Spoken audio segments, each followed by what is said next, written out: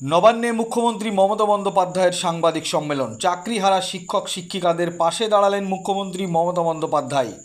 Supreme কোর্টের নির্দেশ অনুযায়ী একটি গুরুত্বপূর্ণ সাংবাদিক সম্মেলন মুখ্যমন্ত্রী মমতা বন্দ্যোপাধ্যায়ের। জানিয়ে রাখি আপনাদের 27/5/2025 তারিখ সুপ্রিম কোর্টের নির্দেশ অনুযায়ী একটি গুরুত্বপূর্ণ সাংবাদিক সম্মেলন মুখ্যমন্ত্রী মমতা বন্দ্যোপাধ্যায়ের।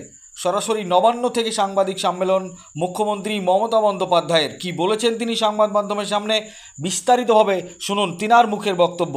এই ভিডিওটি যারা দেখছেন চ্যানেলটি লাইক করবেন, শেয়ার করবেন আর সাবস্ক্রাইব করবেন। আই লাভ মাই ইন্ডিয়া, মেরা ভারত মহান। যাতে আপনারা সবাই জানতে পারেন এবং যারা ভুক্তভোগী তারাও জানতে পারে, যাতে কোনো ভুল মেসেজ না যায়, সেই জন্য মনে রাখবেন, আমরা যারাই সরকার চালাই বা যেখানেই থাকি না কেন, আমাদের প্রত্যেককেই একটা আইন মেনে চলতে হয়, সংবিধান মেনে চলতে হয়। এবং আইন মেনে চলার ক্ষেত্রে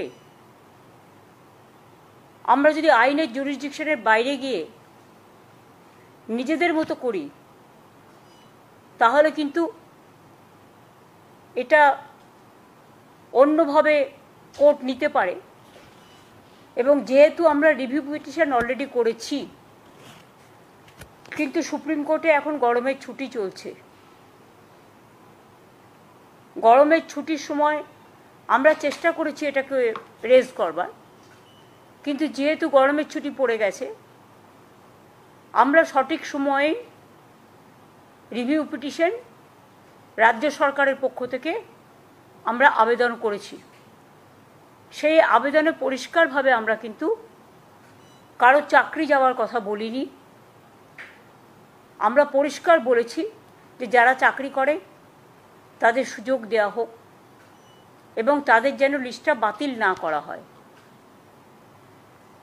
কিন্তু সুপ্রিম কোর্ট, আপনারা জানেন যে অলরেডি একটা এই রিভিউ করবার আগে রিভিউটা আলোচনা করার সুযোগ আসেনি এখনও, যেহেতু গরমের ছুটি পড়ে গেছে।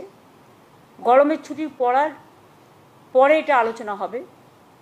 কিন্তু আমরা যদি ততদিন অপেক্ষা করি, তাহলে আগের যে অর্ডারটা দিয়ে গেছেন প্রধান বিচারপতি, সেই অর্ডারটা কোনো কারণে যদি আমরা ক্যারি না করি, মানে বহন না করি, তাহলে যদি কখনো বলে দেয় যে তোমাদের তো অর্ডার দিয়েছিলাম, তোমরা সেটা মানোনি, সুতরাং সবটাই বাতিল, এটা আমরা চাই না। যে সুপ্রিম কোর্টের নির্দেশ অনুযায়ী আমরা আমাদের সবটাই রেডি করে রাখব।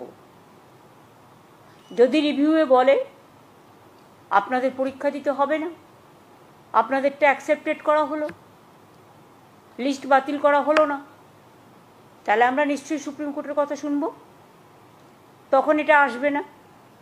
কিন্তু আমরা একটা হাতে টাইম নিয়ে করেছি এই কারণে যে যাতে রিভিউ পিটিশনও চলবে আর আমাদের প্রসেসটাও 31শে মের মধ্যে করতে বলেছে, নোটিফিকেশান করতে বলা হয়েছে।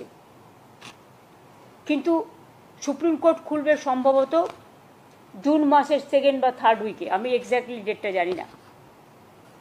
কিন্তু আমাদের টাইমটা বেঁধে দেওয়া হয়েছে, যেটা আগের জাজমেন্ট রিভিউ করবার আগে, সেটা কিন্তু 30th, এটা হচ্ছে 31st মে 2025 ইজ টু বি ফাইল্ড। ওনারা পরিষ্কার বলেছেন, since the panel has been cancelled and the affidavit of compliance of issue of advertisement by 31st May 2025 is to be filed, we may do the following timeline for that. আমি প্রথমেই teacher যারা আছেন তাদের কথাটা আগে বলবো। দুটো part আছে, একটা গ্রুপ সি গ্রুপ ডি আর একটা হচ্ছে টিচারদের পার্ট। আমি পরিষ্কার বলবো যে দেখুন, এটা আমরা করতে বাধ্য হচ্ছি, আমাদের করার যে ইচ্ছে ছিল মন থেকে তা নয়। আমরা চাই চাকরি হারারা সকলে চাকরি ফিরে পাক, যেটা প্রথম দিন থেকে আমরা বলেছি আপনাদের সাথে আছি। এবার অনেকে ইন্ডিভিজুয়াল চলে গেছে, তারাও গিয়ে কখনো কখনো কোর্ট থেকে অনেক নেগেটিভ রিপোর্ট চলে আসছে, কিন্তু আমরা সেটা করব না। সেটা করতেই পারে, এটা তাদের অধিকার, যে কোনো কেউ যেতে পারে। কিন্তু আমরা রাজ্য সরকারের পক্ষ থেকে যখন করি তখন পুরো রাজ্যটাকে নিয়ে করতে হয় এবং সবার স্বার্থটা আমাদের দেখতে হয়। তাই পরিষ্কার করে বলছি, ম্যাটারটা খুব সেন্সিটিভ। প্রেস মিডিয়াকে আমি অনুরোধ করব যে আপনারা দয়া করে কোনো কথা, কোনো লাইন আমাদের ডিস্টর্ব করবেন না এবং নেগেটিভ এবং ন্যারেটিভ দেবেন না, কারণ আমরাও কিন্তু সবটা রেকর্ড করে রাখছি, কারণ সুপ্রিম কোর্ট এটা আমাদের পেশ করতে হতে পারে।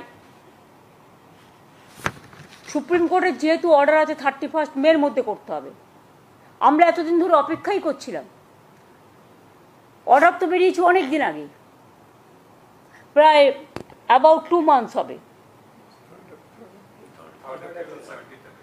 3 এপ্রিল 17 এপ্রিল, তাহলে প্রায় অনেক দিন হয়ে গেছে, কিন্তু আমরা কোনো অ্যাকশান নিচ্ছিলাম না। আমরা ওয়েট করছিলাম যে এর মধ্যে হয়তো রিভিউ যেটা আমরা করেছি রাজ্য সরকারের থেকে সেটা হয়তো আলোচিত হবে এবং তার পরিপ্রেক্ষিতে যে আদেশ কোর্ট দেবেন তাতে হয়তো চাকরি প্রার্থীদের পক্ষেও হতে পারে। ফলে আমরা অপেক্ষা করছিলাম, কারণ আমরা বলেছি যে চাকরি প্রার্থীদের চাকরি আমরা খেতে চাই না। কিন্তু যেহেতু এখনো রিভিউটা হয়নি,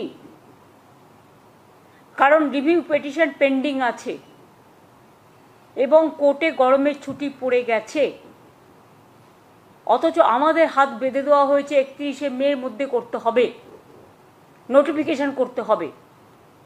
তাই বাধ্য হয়ে আমি জানাচ্ছি, দুটো প্রসেসই আমাদের চালু থাকবে। একটা হচ্ছে সুপ্রিম কোর্টের অর্ডার অনুযায়ী আমরা 31 মের মধ্যেই সুপ্রিম কোর্ট যে অর্ডারটা দিয়েছে সেটা নোটিফিকেশন করব। আর দ্বিতীয়ত, যদি রিভিউ যেটা আমরা করেছি, রিভিউতে যদি আমরা ভালো রেজাল্ট পাই তাহলে আমরা সেইটাকে গ্রহণ করব। দুটো অপশানই আমরা ওপেন রেখেছি। কিন্তু পরে যাতে বলতে না পারে সুপ্রিম কোর্ট যে 31 মের মধ্যে তোমাদের নোটিফিকেশন করতে বলা হয়েছিল, তোমরা কেন করোনি, সেই জন্যই আইন মেনে আমাদের এই কাজটা করতে হচ্ছে। কিন্তু অপশান আমাদের ওপেন থাকছে ফর রিভিউ। আমরা যেহেতু 31 মের কথা বলা হয়েছে, তাই আইনজ্ঞদের সাথে কথা বলে সবার সাথে আলোচনা করে issue of advertisement and file affidavit, যেহেতু 31 মে লাস্ট ডেট করেছে আমাদের, 30 মে কিন্তু এটা আমাদের করতে হবে।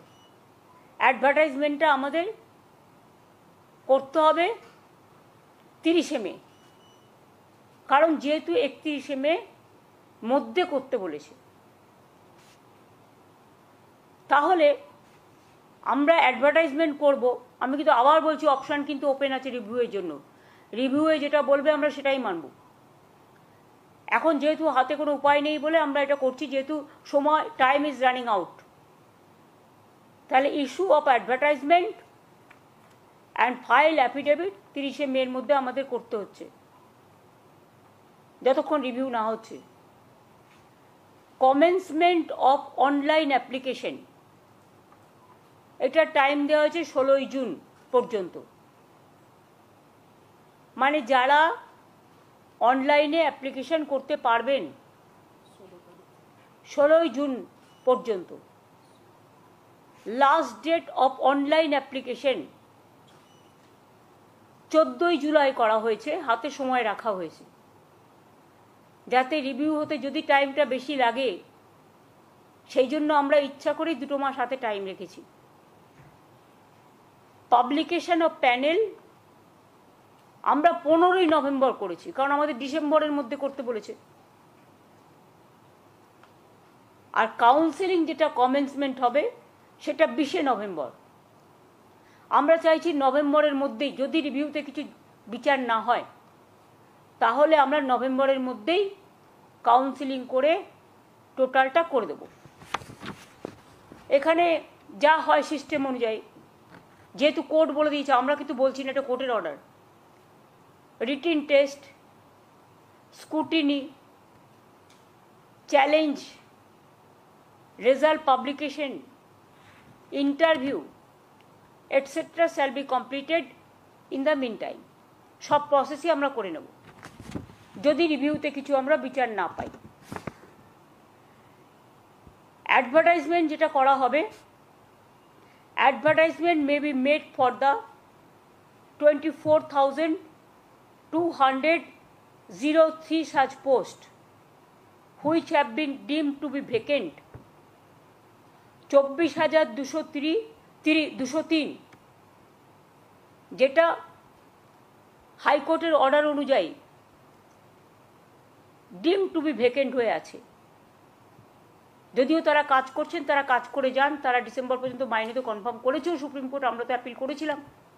সুতরাং তারা বেশি চিন্তা না করে তারা তাদের কাজ করে যান, আর আমাদের কাজও আমরা করে যাব। অ্যাডিশনাল তাছাড়াও এই 24,203 জন টিচার যেটা ভ্যাকেন্ট আছে সেটা সব মিলিয়ে তাছাড়াও আরও অ্যাডিশনাল আমরা কিছু ভ্যাকেন্সিস ক্রিয়েট করেছি, কারণ আমাদের অনেক খালি পোস্ট আছে। আমি আপনাদের আগেই বলেছি 11,517 ভ্যাকেন্সিস ফর 9 and 10, এটা অ্যাডিশনাল, এবং 6,912 ফর 11 and 12 টিচারদের জন্য এক্সট্রা পোস্টও করা হচ্ছে। আর 571 জনের জন্য গ্রুপ সি এবং 1000 গ্রুপ ডির জন্যও করা হচ্ছে। তাহলে total vacancies propose to B filled up 44,203। মোট ভ্যাকেন্সিস 44,203।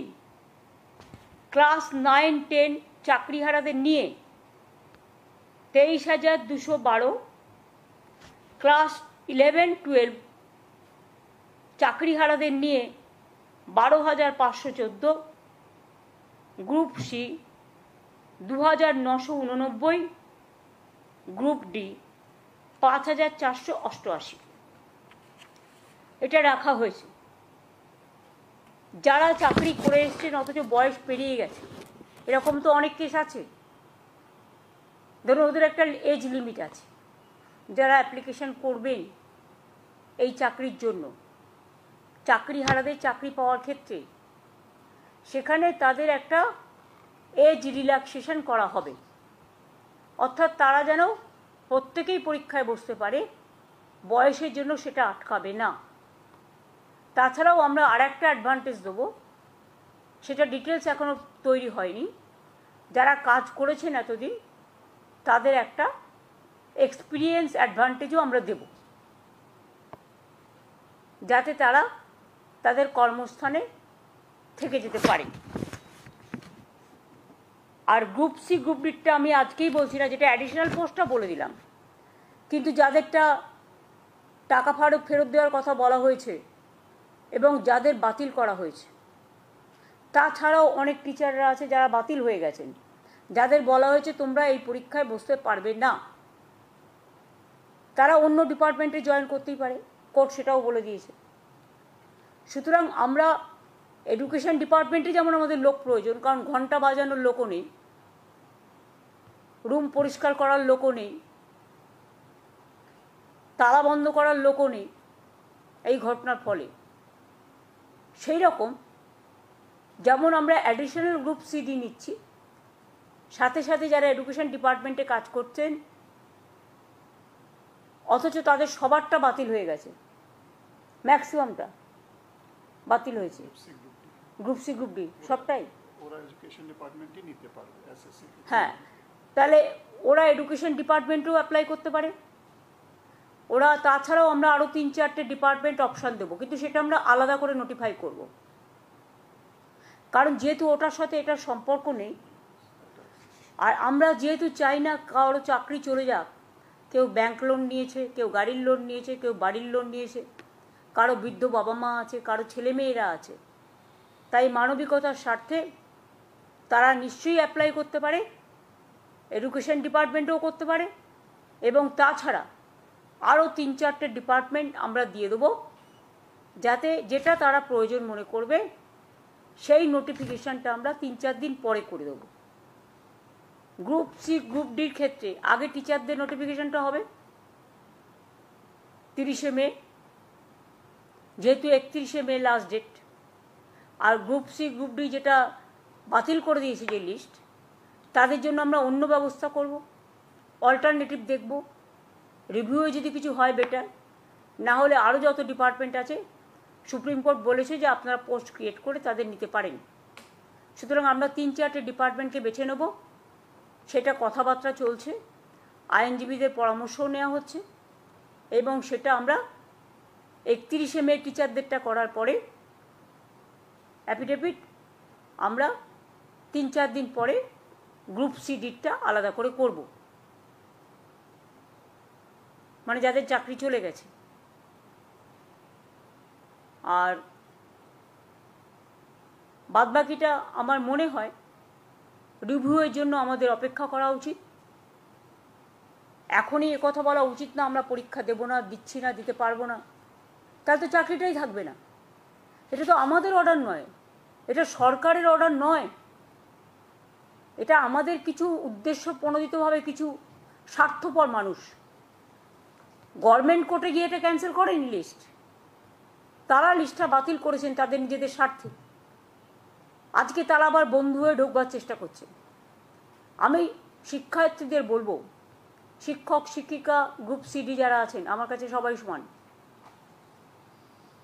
সুপ্রিম কোর্টের আদেশ অনুযায়ী আপনারা প্লিজ অপশান 2টাকেও কাজে লাগান, অপশান 1টাকেও কাজে লাগান।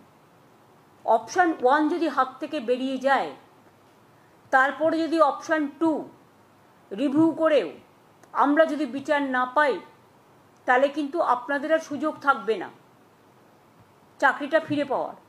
আমরা চাই আপনারা চাকরি ফিরে পান। অপশান 1টাও হাতে রাখুন, যথাসময়ে অ্যাপ্লিকেশনটা ফেলে রাখুন, পরীক্ষায় ডাকলে যাবেন। আর আমি আশা করি তার মধ্যে গরমের ছুটি, আমি জানি না কবে খুলবে কোর্ট, দোসরা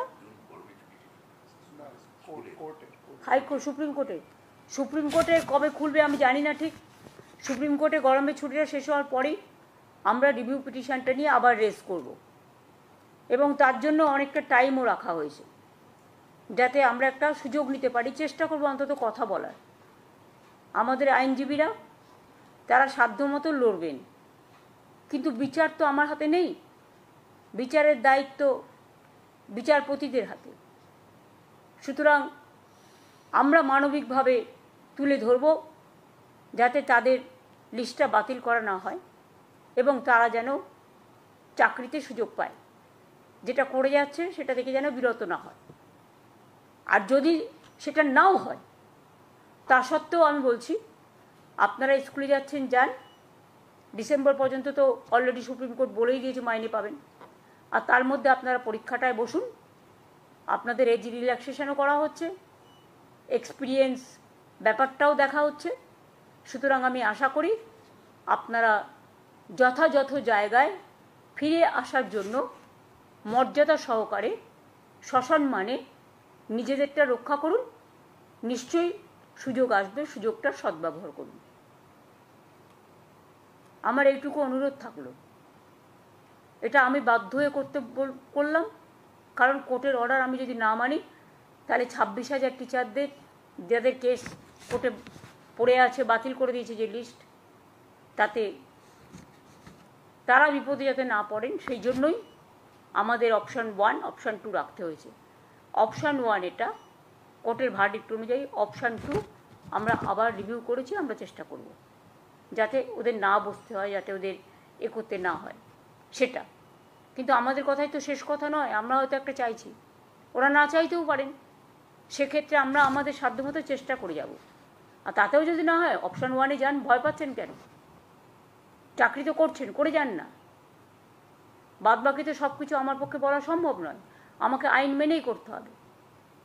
কারো 40 বছর পেরিয়ে গেছে, 40 বছর পর্যন্ত চাকরির বয়স, কারো 35 বছর পর্যন্ত চাকরির বয়স। সুতরাং they will get the opportunity. 40 পর্যন্ত মনে হয় এজ আছে, হ্যাঁ 40 পর্যন্ত। যাদের ইভেন 40 পেরিয়েও গেছে তাদেরটাও এজ রিল্যাক্সেশন করা হবে। এটা সুপ্রিম কোর্টের জাজমেন্টেই এক জায়গায় আছে।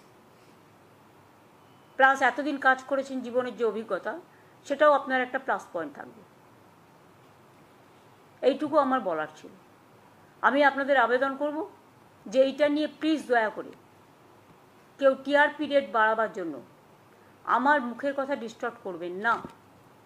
কারণ এটা কিন্তু আমাদের কোর্টকেও প্লেস করতে হবে যে আমরা নোটিফিকেশান করবার আগে প্রেস মিডিয়াকে কনফিডেন্সে নিয়ে এই কথাগুলো বলেছি, এবং তারপরেই আমরা কিন্তু নোটিফিকেশানটা করব। আপনাদের আগে জানালাম, তারপরে আমরা করব। আজকে দেখুন 27 তারিখ হয়ে গেল, তো আমাদেরও তো নোটিফিকেশান করবার জন্য লয়ারদের কনসাল্ট করে, ডিপার্টমেন্টকে কনসাল্ট করে আমাদের কাজটা করতে হবে। সেই জন্য 2 দিন আমরা হাতে রেখেছি। আর তো আমার হাতে টাইম নেই। কিন্তু রিভিউ পিটিশনটা আমরা স্ট্রংলি লড়বো, এটা আপনাদের আমি বলতে পারি। এটাই আজকে বলার ছিল, যাতে সবাই জানতে পারে। সেই জন্যই আমি ফেস টাইমে আগে থেকে বলে দিয়েছিলাম যে আপনারা লক্ষ্য রাখুন, যাতে কারো কথা শুনে কাকে কান নিয়ে পালিয়েছে বলে আমরা না দৌড়াই। নিজে কানে শুনে নিজস্বভাবে চাকরিটাকে বজায় রাখার জন্য যা যা করার করুন। আমরা আপনাদের সাথে ছিলাম, আছি, থাকব।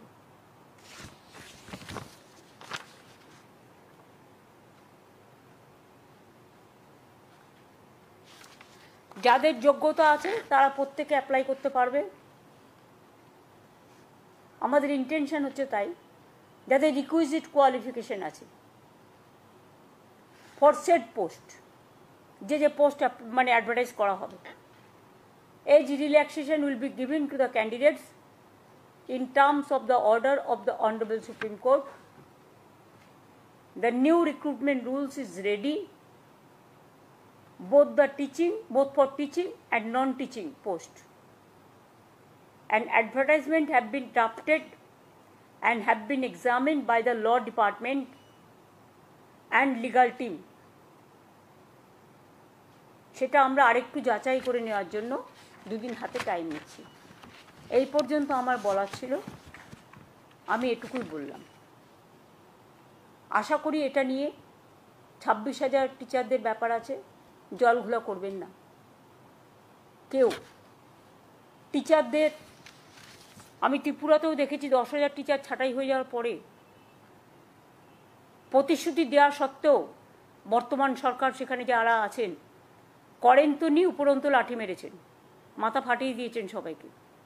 ইউপিতেও 69,000 টিচারের চাকরি চলে গেছে, এমনকি আরও অনেক রাজ্যে প্যানেল ক্যান্সেল হয়ে গেছে। আপনারা মধ্যপ্রদেশে দেখেছেন ভ্যাপাম কেস নিয়ে কি হয়েছে, কতজন মারা গেছে, আজ পর্যন্ত মানুষ বিচার পায়নি। কিন্তু আমরা বিচারের বাণী যাতে নীরবে নিভৃতে না কাঁদে, কবিগুরু রবীন্দ্রনাথ ঠাকুরের কোটেশন অনুযায়ী আমরা চাই বিচারের সাথে, মর্যাদার সাথে, সসম্মানের সাথে আপনারা কাজটা করুন, যাতে সমাজ উপকৃত হতে পারে। ধন্যবাদ।